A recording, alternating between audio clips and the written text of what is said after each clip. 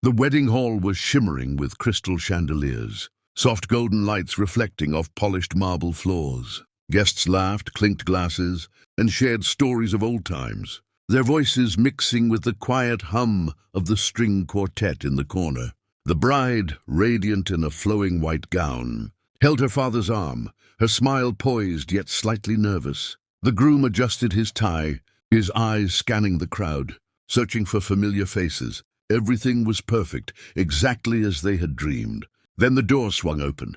A small figure appeared, no taller than the chairs, clutching something tightly to his chest. The room quieted as heads turned, curious eyes following the boy. He was no older than 9, dressed in worn jeans and a hoodie that hung loosely on his small frame. His cheeks were flushed, his eyes wide and determined. But it wasn't his appearance that stole the air from the room. It was the tiny bundle in his arms, a newborn baby swaddled in a thin blanket, sleeping peacefully despite the sudden attention. The boy stepped forward, his small feet making uneven sounds on the marble floor. Whispers spread through the crowd like wildfire. Who was he? Why was he here? Why did he have a baby? The groom frowned, and the bride instinctively reached for her father's hand. "Excuse me," the boy said, his voice surprisingly steady, even in the presence of so many strangers. "I need to speak." A hush fell over the room. The best man cleared his throat awkwardly, unsure of what to do, but the boy didn't wait. He moved toward the center, lifting the baby slightly so everyone could see. "This is my sister," he said. His voice cracked for a moment, but he held it together. "She doesn't have anyone else. No one to care for her. No one to make sure she's safe. I had to bring her here." The guests exchanged confused and shocked glances. The bride's hands trembled slightly, and even the photographer lowered the camera, sensing the weight of the moment. "I know this isn't a wedding for babies," the boy continued, swallowing hard. "But my mom, she couldn't. She's sick. And my dad, he left. I tried calling people, but no one answered. I had nowhere else to go. I thought maybe someone here could help us." Tears welled in the bride's eyes, and the groom's jaw tightened. The room was silent, every eye fixed on the small boy, carrying the fragile life of a newborn. Some guests shifted uncomfortably, unsure how to respond. Others held their breath, the weight of the situation pressing down on them. A soft voice finally broke the tension. "Who told you to come here, little one?"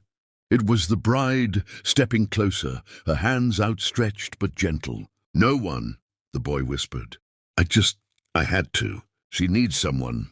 Please, can you help us?" The bride looked at the baby, her heart clenching. The child's tiny fingers curled against the blanket, breathing softly, oblivious to the sudden drama surrounding her. She knelt slowly, meeting the boy's gaze. "You were very brave to bring her here," she said softly. "We'll take care of her.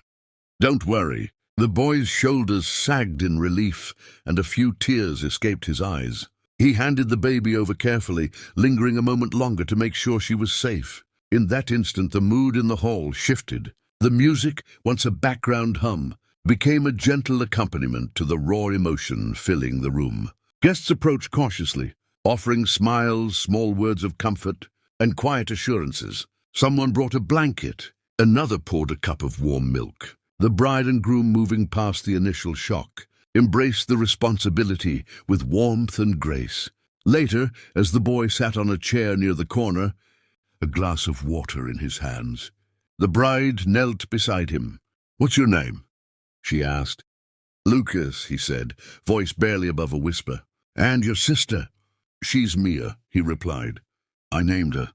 The bride smiled. "Well, Lucas, you've done something very important today. You reminded all of us what really matters. You didn't think about yourself. You thought about her. That's real courage." Lucas looked down at his hands, small and calloused from growing up too fast, and nodded.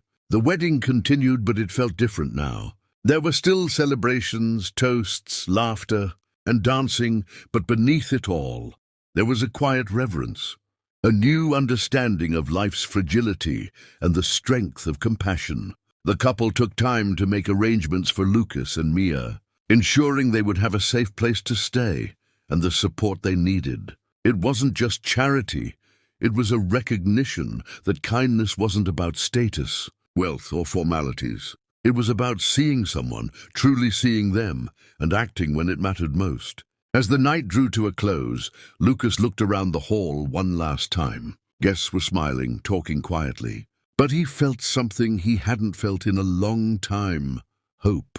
He had carried a heavy responsibility, and the world hadn't turned its back. For the first time in a long while, he believed that people could rise to the occasion, that love and care could arrive unexpectedly, like a lifeline in the midst of chaos. The bride walked up to him again, kneeling to meet his eyes. "You're a hero, Lucas, don't forget that." He nodded, a small, shy smile spreading across his face. "I just wanted her to be safe." "And you did," she said. "Because of you, she will be." In that wedding hall, amid the glitter and music, a 9-year-old boy had shown everyone that true courage isn't in grand gestures or fancy clothes. It's in the quiet, desperate acts of love that demand no recognition. And in that moment, the world felt a little smaller, a little warmer, because someone had dared to care when it mattered most. Lucas left the hall that night with a sense of purpose that would stay with him for the rest of his life. And Mia, safe and sleeping, had found her first guardian in the world. The guests, too, left with hearts heavier yet fuller, reminded that the truest moments of life aren't planned or orchestrated, they are lived unexpectedly in acts of courage, love, and humanity.